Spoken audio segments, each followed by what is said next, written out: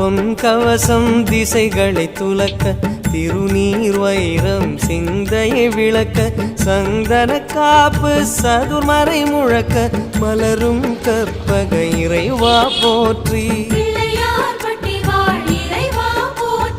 கலியுகம் காக்கும் கணபதி நாதா வலம்புரி நாதா அபயம் அபயம் அபயம் அருளும் இறைவா போற்றி